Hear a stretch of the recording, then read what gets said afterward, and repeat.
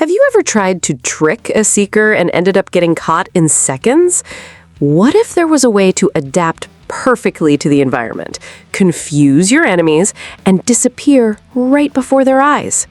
In MECCHA Chameleon, the key isn't brute force, it's intelligence, timing, and absolute camouflage.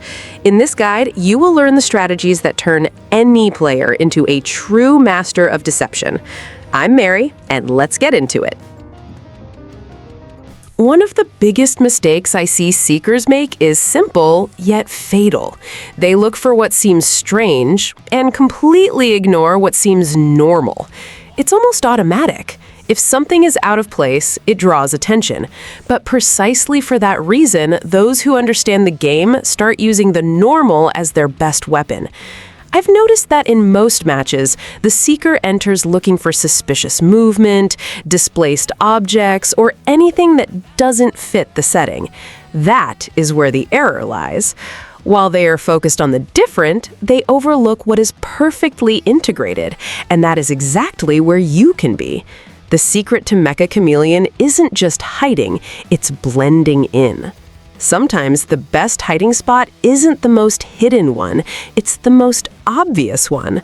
Standing still as a common object in a place where no one questions it can be much more efficient than trying to wedge yourself into an unlikely corner. So, if you really want to fool any seeker, start by changing your mindset.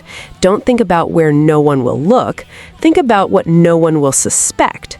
Because at the end of the day, what looks too normal is exactly what goes unnoticed. The first thing many people get wrong is trying to be too perfect. It seems counterintuitive, but the more you try to copy the environment with absolute precision, the more artificial you may end up looking. I've spent precious seconds adjusting my position and angle myself, only to draw attention precisely for being too perfect. Over time, I realized that seekers don't analyze the scene the way we imagine. They scan quickly, almost automatically, looking for suspicious movements or things that are way out of standard. Small imperfections, an object slightly crooked, a little out of alignment, simply go unnoticed most of the time. That's where imperfect camouflage comes in. Instead of wasting energy trying to fit perfectly, I focus on looking natural within the chaos of the map. Not every setting is organized, so you can use that to your advantage. A good enough position is often safer than a perfect one. Fooling a seeker isn't about being invisible, it's about not appearing to be an immediate threat. If you understand that they decide quickly and rely on instinct, you start to play with that logic. And then that small imperfection you thought was a mistake becomes exactly what keeps you hidden. One of the most underrated skills is knowing how to read the right moment to use other people's chaos to your advantage. In the beginning, I just hoped not to be noticed, but I realized that when a player starts being chased, all of the seeker's attention is focused there. And that distraction is pure gold for those who know how to take advantage of it. When I see someone running or being unmasked, my immediate instinct isn't to stand still waiting for the danger to pass.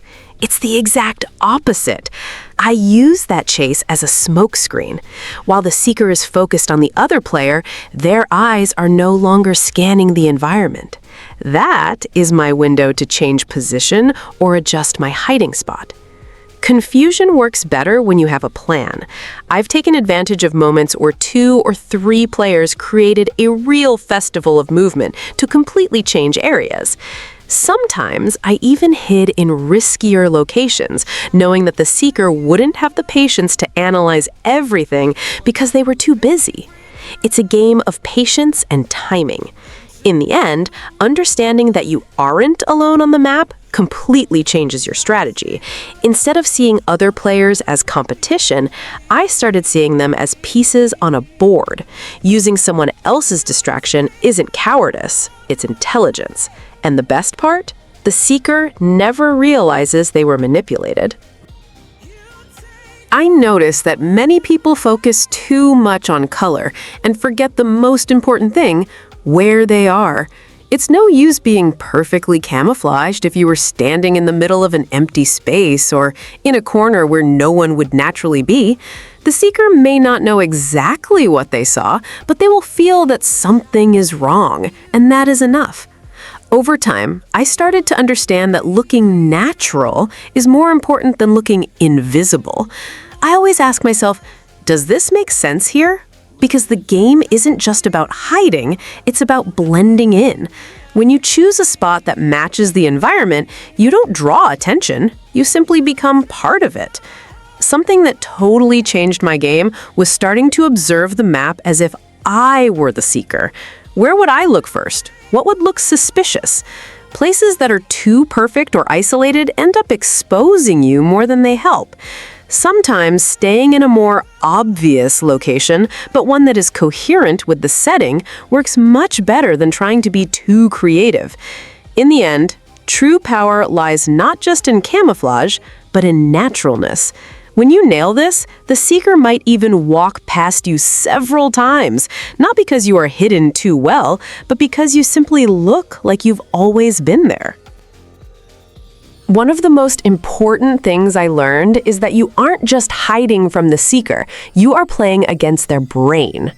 The seeker doesn't see the map neutrally, they are constantly looking for something that looks wrong, and that is exactly where the opportunity to fool them lies. Most players, almost without realizing it, focus on movement first. Anything that moves strangely draws attention instantly. That is why sometimes the best move isn't to run desperately, but simply to stop at the right moment.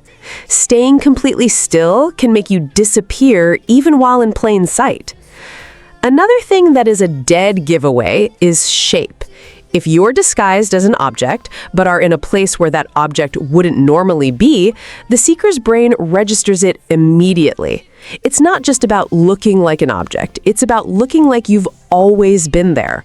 The more natural the context, the lower the chance of raising suspicions. And finally, patterns. The seeker starts to notice repetitions, objects align strangely, positions that are too perfect, or even predictable behaviors.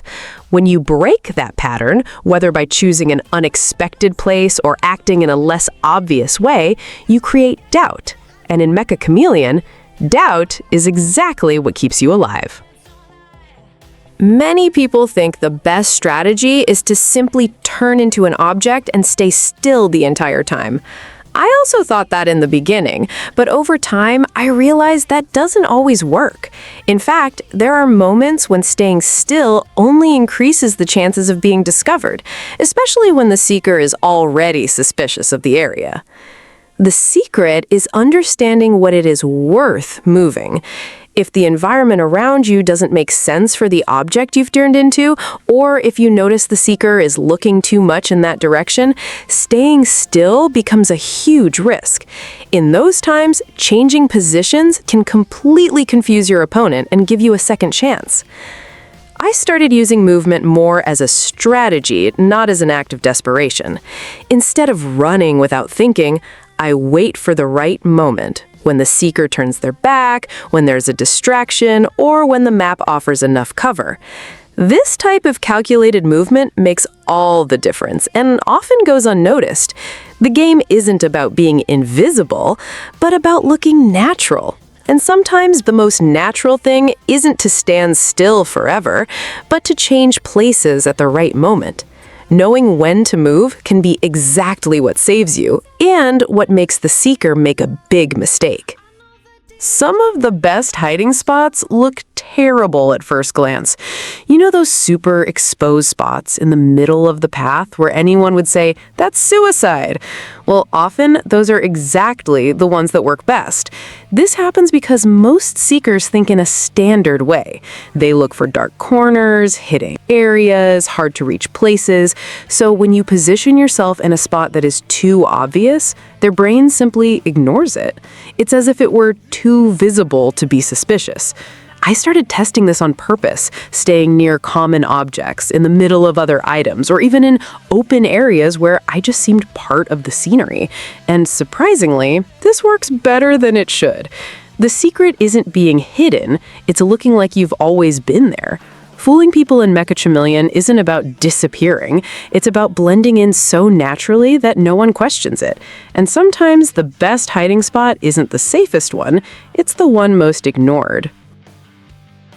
One thing many people underestimate in MECCHA CHAMELEON is the power of colors.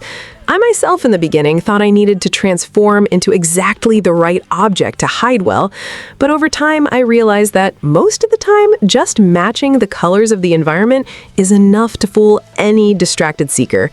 Their brain isn't looking for perfection, it's looking for something that looks wrong. There have been several situations where I wasn't even in the ideal form, but I managed to save myself just because my color matched the setting. Like when you are in an area full of green or brown tones. Even if you aren't exactly a plant or a box, if the color fits, the seeker walks right past. This happens because they make quick decisions, and if you don't visually scream, you simply don't exist to them in that moment. The secret here is to think less about becoming the perfect object and more about not drawing attention.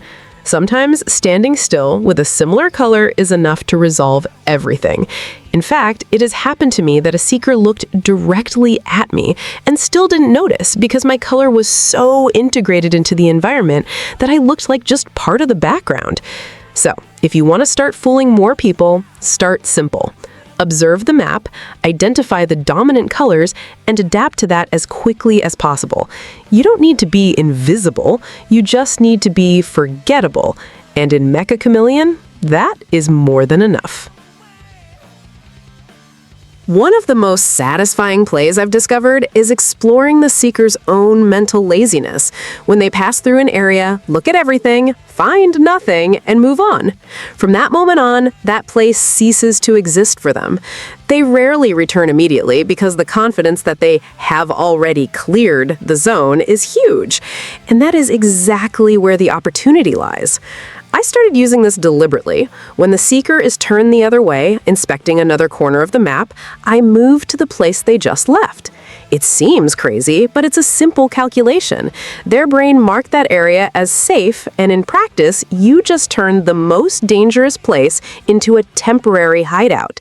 It's almost like circling back around a pursuer. Timing is everything in this play. You can't just enter the area while the seeker is still watching. I wait for the exact moment they definitively turn their backs, or when their attention is drawn by another player or noise. When I step into that zone, I know I have a few seconds of psychological immunity, because the seeker never imagines that someone would have the courage to hide where they already looked. This technique is pure manipulation of expectations. The seeker thinks the danger is always ahead, never behind. Using the "they already looked here" technique is basically staying invisible by using the opponent's arrogance as a shield. When you understand that the best hiding spot is the place they just gave up looking at, the game changes completely. Surviving to the end has never been about luck or finding that perfect glitched hiding spot on the map. In the beginning, I thought the last ones standing were just players who got lucky, but I soon realized the true pattern. Their big secret is managing to put all the pieces of the puzzle together at the same time.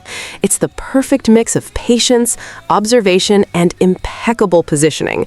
Knowing how to use a bad hiding spot or move at the right time is great, but the magic happens when you adapt that to the behavior of the person looking for you. If I notice the seeker is very aggressive and impulsive, I start using other players as a distraction. If they are methodical, I resort to the technique of the place they already searched. Constantly reading the opponent is what dictates which tool you will pull out of your pocket at any given moment. It is useless to have the best strategy if you lack the patience to execute it. I've ruined many amazing plays simply because I got anxious and moved a second before the right time. To reach the final moments of the match, you need nerves of steel, especially when the seeker passes inches away from your screen. It is the calmness to wait for the perfect moment that turns a good theory into a spectacular escape. Fooling any seeker is a true art of continuous adaptation. The players who always survive aren't invisible, they just have an absurd awareness of the environment and the opponent's mind. When you finally combine the right timing with the courage to execute these tactics, the game turns upside down. You stop being just a scared prey and start having silent control of the entire match.